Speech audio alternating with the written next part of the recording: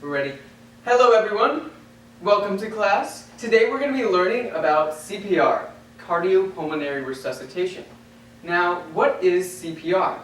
Well, it's a technique used on victims, individuals who are unresponsive, not breathing, and lack a heart rate. They need this procedure, cardiopulmonary resuscitation, to act as a technique to simulate their heart. When you are doing your chest compressions, you're pressing on the mannequin to simulate pressing on the heart, so blood can flow throughout the body.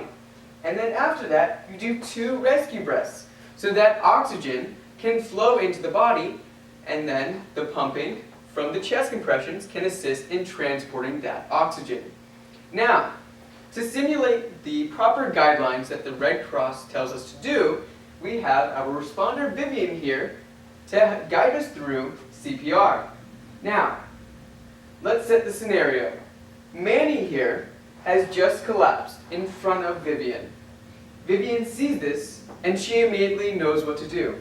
What she does first is check the scene. She looks around, seeing anything that may be life-threatening to Manny or herself. Let's say there's an electrical outlet with water, and that may indicate why Manny collapsed.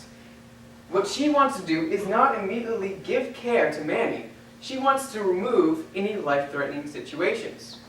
After she has removed those life-threatening situations that may affect her or victim Manny, then she can begin giving care. She goes up to Manny and sees if Manny is responsive. She taps on his shoulder and yells Manny's name. Manny, Manny, are you okay? Manny is not okay. Manny does not respond, and she knows that Manny is unresponsive. And while she was tapping on Manny's shoulder, she looks into Manny's mouth to see if there is breath coming out, and if there may be anything that is coming out that may be blocking the airway, like with a choking victim. After she checks responsiveness, in this case Manny is not responsive, she designates an individual, a bystander, to call 911, get an AED, and first aid kit. Once she has done that and gotten someone to activate the emergency medical system, then she can begin administering CPR.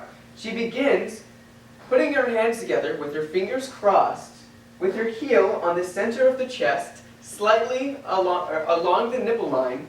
She begins her 30 chest compressions. She does so at a rate of 100 to 200, or 100 to 120 beats per minute. Now, she goes at a depth of around 2 inches into the chest. With more heavy-set people, you would try and go deeper. With less heavy-set people, you would go less deep. You would only go only to about 2 inches. With children, you would only go to about 1.75 inches. Now, after she administers 30 chest compressions, as you saw, she gave 2 rescue breaths. Now, you only give 2 rescue breaths. If the chest does not rise, you keep going and administer chest compressions, as chest compressions are the most important. Now, after she finishes her chest compressions, she looks into the individual's mouth to see if there may be anything coming out of the airway, as with the choking victim. And if she does see anything coming out, she reaches into Manny's mouth and takes out whatever is inside, so that the airway is open now. Then she keeps performing CPR until advanced medical personnel arrive, or an AED arrives, so that better medical attention can be assisted to Manny. That is all. That is how you administer CPR, cardiopulmonary resuscitation. That is how you can save a life. Thank you.